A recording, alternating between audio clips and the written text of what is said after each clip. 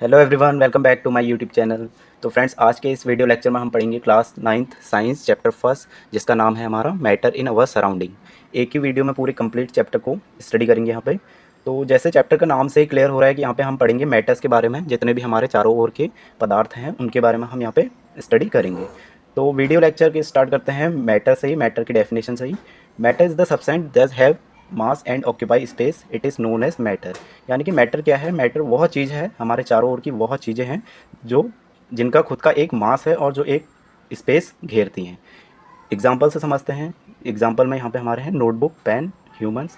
अब नोटबुक कैसे है? जैसे ये नोटबुक है, इसका क्या है? एक खुद का अपना मास है और इसने कुछ एक फिक्स एरिया यहाँ पे घेरी हुई है, तो इसको हम क्या कहेंगे? मैटर्स।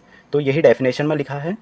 तो उसके बाद एक नोट करने वाली बात यहाँ पे आती है, तो बहुत छोटे छोटे कण से हमारा मैटर्स मिलकर बना होता है। उसके बाद हम बात करेंगे, यहाँ पे मैंने पार्टिकल्स की बात की, तो यहाँ पे अब डीपली हम थोड़ा पार्टिकल्स को एक्सप्लेन करके पढ़ेंगे। तो सबसे पहले हम देख लेते हैं कैरेक्टरिस्टिक्स ऑफ पार्टिकल्स। तो बेसिकली 3 कैरेक्टरिस्टिक्स होते हैं हमारे पार्टिकल्स के, तो वन बाय वन इनको हम डिटेल में समझेंगे। दे आर कंटिन्यूसली मूविंग, यानी कि जो हमारे पार्टिकल्स होते हैं वो क्या है? वो कंटिन्यूसली मूव करते रहते हैं, हमेशा मतलब घूमते रहते हैं। देन सेकंड प्रॉपर्टी इसकी मतलब कैरेक्टरिस्टिक्स आती है, वो है they have space between them, यानी कि इन दोनों के बीच में, पार्टिकल्स के बीच में हमारी स्पेस होती है, कुछ खाली जगह होती है। Then third is they attract each others, यानी कि जो हमारे पार्टिकल्स होते हैं वो आपस में क्या करते हैं? एक दूसरे को अट्रैक्ट करते हैं। उसके बाद हम इन कैरेक्टरिस्टिक्स को एक के बाद एक डीपली समझते हैं विद एग्जांपल के साथ। जो हमारे मैटर्स के पार्टिकल्स हैं वो आपस में कंटिन्यूसली मूव करते रहते हैं, तो इसको हम एक्सप्लेन करते हैं विद एग्जांपल के साथ। तो अब मैं आपको बताता हूँ कि ये मूवमेंट क्यों करते रहते हैं। पार्टिकल पोजेस काइनेटिक एनर्जी, यानी कि जो पार्टिकल्स होते हैं उनके बीच क्या होती है? काइनेटिक एनर्जी होती है। जैसे मैं अगर टेम्परेचर को यहाँ पे बढ़ा दूँ, टेम्परेचर को बढ़ा दूँ, तो पार्टिकल्स के जो पार्टिकल्स हैं वो उनकी मूवमेंट बहुत ही फास्ट हो जाएगी। क्यों?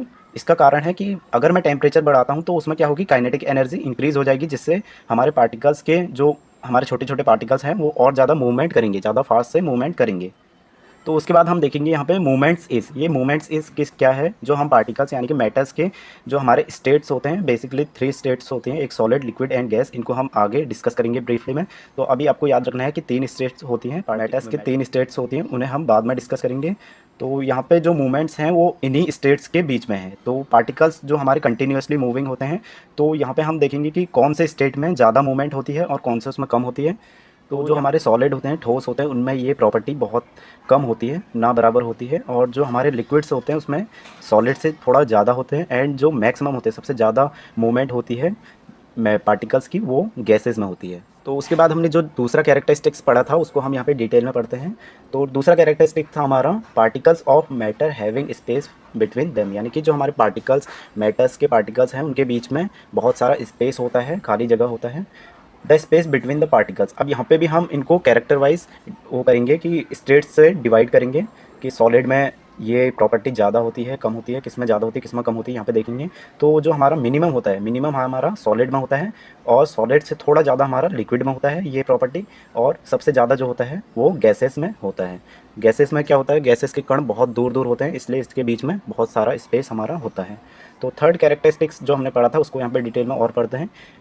Particles of matter attract each others, यानी कि जो हमारे पार्टिकल्स हैं, मैटर्स के पार्टिकल्स हैं, वो आपस में एक दूसरे को अट्रैक्ट करते हैं।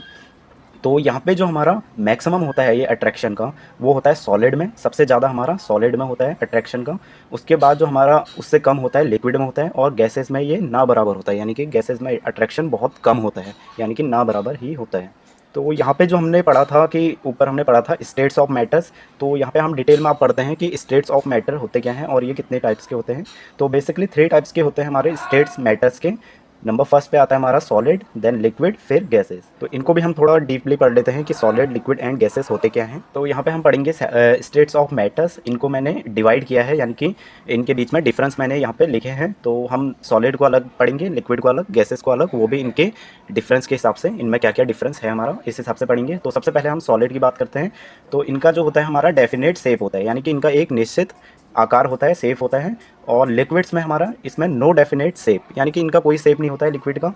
गैसेस का भी कोई शेप नहीं होता है ऐसा। जो दूसरा डिफरेंस हमारा आता है, इनकी बाउंड्रीज जो होती है, हमारी सॉलिड्स की बाउंड्रीज होती हैं वो फिक्स होती हैं, और लिक्विड में हमारी जो ये बाउंड्रीज होती हैं वो कोई फिक्स नहीं है, कोई डेफिनेट यहाँ पे हमारा बाउंड्रीज नहीं होती हैं, और गैसेस में भी हमारे कोई भी डेफिनेट या कोई भी निश्चित ऐसी बाउंड्रीज इसमें नहीं होती है। थर्ड जो हमारा डिफरेंस आता है वो है रिजिड्स। यहाँ पे सॉलिड जो हमारे होते हैं वो रिजिड्स इसलिए होते हैं क्योंकि देखो सॉलिड जो होता है हमारा ठोस होता है, कठोर कह सकते हैं इसको आप, इनमें एक कठोर होने की एक प्रॉपर्टीज़ होती है। देन लिक्विड में क्या होता है, फ्लूइडिटी, यानी कि बहने की क्षमता होती है हमारे लिक्विड में। अगर आप पानी को देखेंगे तो वो उसे बहाएंगे तो वो बह जाएगा इजीली, तो यहाँ पे फ्लूइडिटी यहाँ पे हमारी उसकी विशेषता होती है।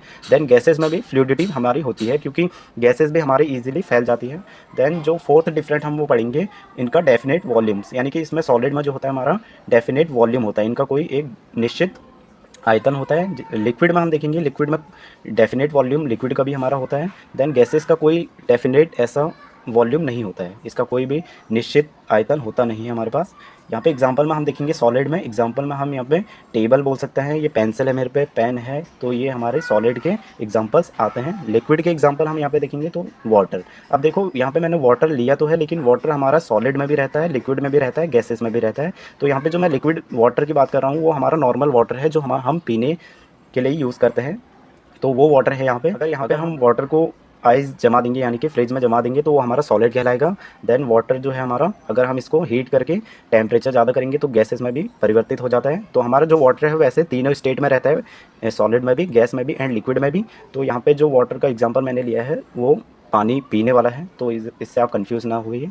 तो जो गैसेस का एग्जांपल यहाँ पे आप कोई भी दे सकते हैं, ऑक्सीजन, हाइड्रोजन, हीलियम, लिथियम, कुछ भी ऐसा दे सकते हैं। तो उसके बाद हम देखेंगे कि changes of state of matters, यानी कि जो हमारे ये स्टेट्स हैं मैटर्स के, उनको हम चेंज भी कर सकते हैं। तो बेसिकली टू टाइप्स होते हैं हमारे पास इन स्टेट को चेंज करने के, एक चेंज बाय टेम्परेचर और एक बाय चेंजिंग प्रेशर, यानी कि एक टेम्परेचर से हम इसको चेंज कर सकते हैं, एक प्रेशर देके भी हम इसको चेंज कर सकते हैं इजीली इनके स्टेट्स को। अब देखो टेम्परेचर को कैसे हम चेंज कर सकते हैं, टेम्परेचर से हम इसकी स्टेट को कैसे चेंज कर सकते हैं। जैसे एग्जांपल देखिए, आप बर्फ़ है आपके पास, कोई भी स्टेट वो सॉलिड में है, तो बर्फ़ है उसको हम अगर थोड़ा हीट करेंगे तो वो लिक्विड में बदल जाएगा, फिर लिक्विड को हम थोड़ा और ज़्यादा हीट करेंगे तो वो गैसेस में बदल जाएगा।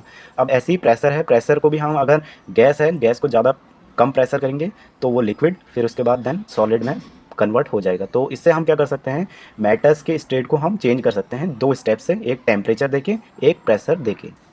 अब यहाँ पे हम जो बाई चेंजिंग मैंने टेम्परेचर बताया, हम टेम्परेचर देके चेंज कर सकते हैं, तो उसको हम थोड़ा और डीपली समझते हैं क्योंकि इसमें दो तीन हमारे जो पॉइंट्स आते हैं उनको भी हम डिटेल में पढ़ लेते हैं। तो सबसे पहले जो हमारा आता है यहाँ पे मेल्टिंग पॉइंट, यानी कि मेल्टिंग पॉइंट क्या होता है मैं आपको एक्सप्लेन करता हूँ बहुत ही ईजी कंसेप्ट में।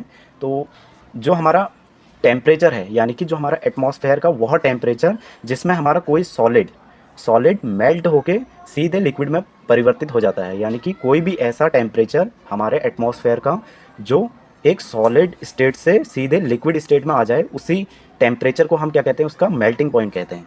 फॉर एग्जांपल समझते हैं, जैसे आपने फ्रीजर में से आइस को बाहर निकाला, तो कुछ टाइम बाद आप देखेंगे उसको आप बाहर निकाल लीजिए, कुछ टाइम बाद उसको आप रखिए वहाँ पे, मेज़र कीजिए कि कुछ 1-2 मिनट में वो क्या होगा, पूरा आपका लिक्विड में बदल जाएगा।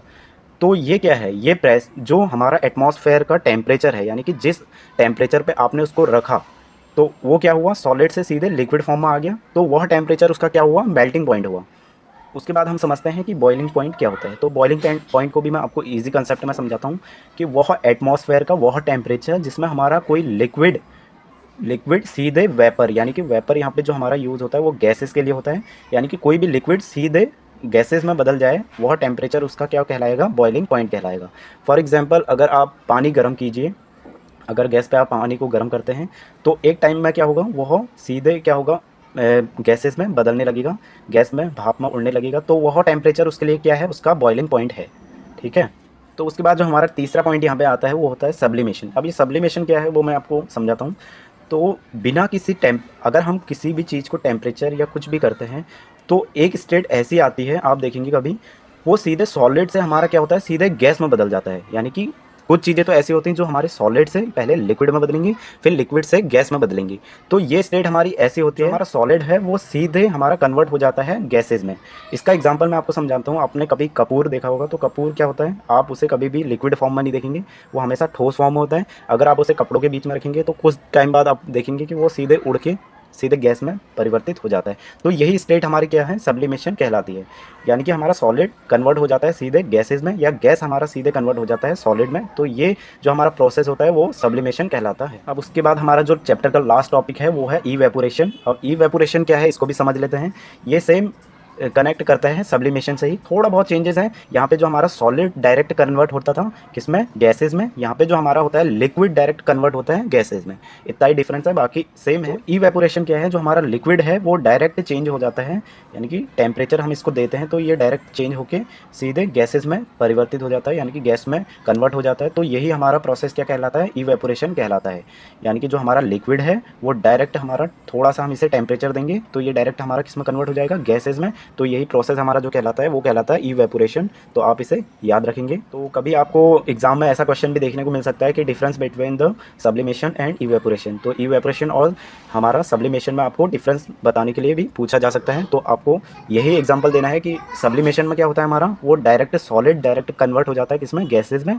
और इवेपोरेशन में हमारा क्या होता है, लिक्विड कन्वर्ट होता है गैस में। कन्वर्ट तो होंगे दोनों गैस में ही, लेकिन यहाँ पे हमारा लिक्विड कन्वर्ट होगा गैस में, और सब्लिमेशन में हमारा होगा सॉलिड डायरेक्ट कन्वर्ट होगा गैस में। तो आप इसे याद रखेंगे। तो इसके फैक्टर्स पढ़ने से पहले मैं आपको एक एग्जांपल से इसको समझाता हूँ। इवेपोरेशन की एक जो हमारी प्रक्रिया हम नेचुरल रूप से देखते हैं। तो आपने कभी देखा होगा कि आप कपड़ों को बाहर धूप में सुखाने डालते हैं, तो कुछ टाइम बाद देखते हैं कि आप क्या होता है, वो कपड़े हमें सूखे मिलते हैं। तो उसमें क्या हुआ, उसमें इवेपोरेशन की हमारी प्रोसेस हुई। क्यों, देखो ऊपर से सूरज की किरणें पड़ी तो टेम्परेचर बढ़ा, उससे क्या हुआ, जो हमारा कपड़ों में लिक्विड था यानी कि पानी था वो डायरेक्ट कन्वर्ट हो गया किसमें, गैस में। वो पानी हमारा उड़ के हमारे कपड़े सूख गए। तो अब इसके देखो फैक्टर्स जब हम पढ़ेंगे तो सरफेस एरिया इसमें आएगी, क्योंकि देखो जितना बड़ा सरफेस एरिया होगा उतनी जल्दी हमारी ये इवेपोरेशन की प्रक्रिया होगी, उतनी जल्दी हमारा इवेपोरेशन का जो प्रोसेस है वो होगा। दूसरा जो हमारा आता है टेम्परेचर, टेम्परेचर पे भी डिपेंड करता है। अगर टेम्परेचर ज़्यादा होगा तो ये इवेपोरेशन की प्रक्रिया ज़्यादा होगी, जल्दी होगी। और विंड यानी कि हवा पे डिपेंड भी करता है। अगर आपने कभी एग्जाम्पल देखा होगा तो कपड़ों को आप बाहर रखते हैं तो कभी धूप नहीं आती है फिर भी वो सूख जाते हैं। क्यों, क्योंकि उसमें हवा का भी प्रभाव होता है, हवा से भी हमारा जो इवेपोरेशन की प्रक्रिया होती है वो पूरी हो जाती है। तो इस वीडियो में इतना ही, थैंक यू। अगर आपको वीडियो पसंद आए हो तो मेरे इस चैनल मैजिकल एजुकेशन बाय विजय इसको सब्सक्राइब जरूर कीजिए। अगर वीडियो आपको पसंद आए हो तो लाइक शेयर एंड अपने दोस्तों के साथ शेयर जरूर कीजिए। तो नेक्स्ट वीडियो में हम पढ़ेंगे इससे अगला चैप्टर। तो अगर आपको वीडियोस पसंद आ रहे हों तो मेरे इस चैनल को प्लीज़ सब्सक्राइब जरूर कीजिए, क्योंकि आपका एक सब्सक्राइब और लाइक मुझे मोटिवेट करता है ऐसे वीडियोज़ को और बनाने के लिए। तो तब तक के लिए take care, all the best, have a nice day.